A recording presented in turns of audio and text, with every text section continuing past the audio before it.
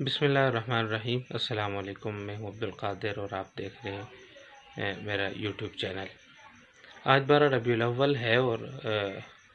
پوری دنیا کے اندر بلکہ دنیا اسلام کے اندر اس وقت نبی کریم صلی اللہ علیہ وسلم کی ذات کے حوالے سے بڑی تشویش پائی جاتی ہے، اس وجہ سے کہ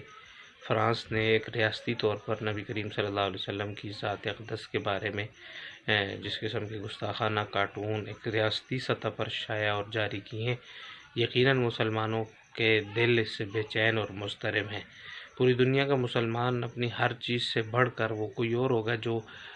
جس کو مال دولت دنیا معیشت عزیز ہوگی۔ مسلمان کو سب سے عزیز جو ہے وہ نبی کریم صلی اللہ علیہ وسلم کی ذات ہے۔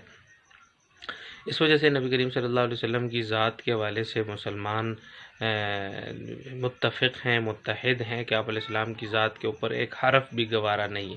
اور صحابہ اکرام رضوان اللہ علیہم مجمعین کی طرح ہم بھی نبی کریم صلی اللہ علیہ وسلم کی ذات کے ساتھ کٹنے اور مرنے کے لیے تیار ہیں۔ دنیا اس وقت ریاستی طور پر دنیا اسلام کو چاہیے کہ وہ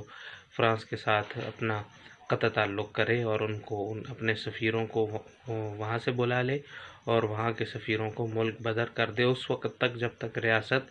خود بطور ریاست معافی نہ مانگے اور اس جرم کا اقرار نہ کرے کہ یہ ہم نے جرم کیا اور ہم اس سے معافی مانگتے ہیں۔ جب فرانس عالمی سطح پر اس عالمی فورم پر اس کا اظہار کرے اور اس جرم کا اقرار کرے، اس کے بعد سفارتی تعلقات کو دوبارہ بحال کیا جائے۔ کفر کی معیشت کے اوپر اور دشمن کی معیشت کے اوپر حملہ کرنا اور اس کی معیشت کو ناکام بنانا یہ نبی کریم صلی اللہ علیہ وسلم کی سنت ہے۔ چنانچہ عالم اسلام کی جو سب سے پہلی جنگ ہے یعنی جنگ بدر، وہ کس وجہ سے پیش آئی کہ نبی کریم صلی اللہ علیہ وسلم نے کفار کی جو معاشی رگ تھی، جو تجارتی قافلے تھے جو مدینہ کے راستے گزر کر مکہ جایا کرتے تھے، نبی کریم صلی اللہ علیہ وسلم نے ان قافلوں کو روکنے کے لیے ایک ترتیب بنائی تھی، ایک پلان بنایا تھا، جس کے نتیجے کے اندر وہ قافلہ بچ نکلا اور بدر کا واقعہ پیش آیا۔ لہٰذا آج مسلمانوں کو چاہیے کہ نبی کریم صلی اللہ علیہ وسلم کی اس اولین سنت کو زندہ کرتے ہوئے عالمی طور پر اور پوری دنیا کے اندر 1.5 ارب سے زیادہ جو مسلمان ہیں وہ فرانس کی معیشت کے اوپر اس انداز میں حملہ کریں کہ فرانس کی معیشت بیٹھے، تاکہ اس کو لگ پتہ جائے کہ اس نے کس کے ساتھ چھڑا ہے۔ یہ نبی کریم صلی اللہ علیہ وسلم کی سنت ہے، اور فرانس کی معیشت کو تباہ کرنے کا ایک ہی طریقہ ہے کہ ان کی مصنوعات کا بائیکاٹ کیا جائے، اپنے استعمال سے ان کی چیزوں کو فوری طور پر نکالا جائے، اس کے متبادل کو اپنے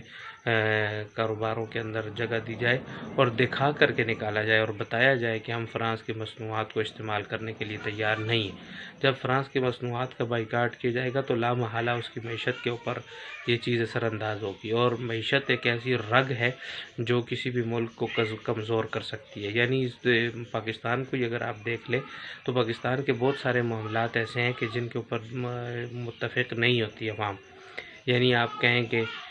ناموس رسالت کا مسئلہ ہے تو شاید سارے مسلمان باہر نہ نکلے، آپ کہیں ناموس صحابہ کا مسئلہ ہے تو شاید سارے مسلمان باہر نہ نکلے، کسی قانون کا مسئلہ آپ کہہ دیں، لا قانونیت کا کہہ دیں، کسی بھی چیز کا مسئلہ آپ کہہ دیں تو شاید سارے انسان باہر نہ نکلیں۔ لیکن جب آپ مہنگائی کی کرتے ہیں تو یہ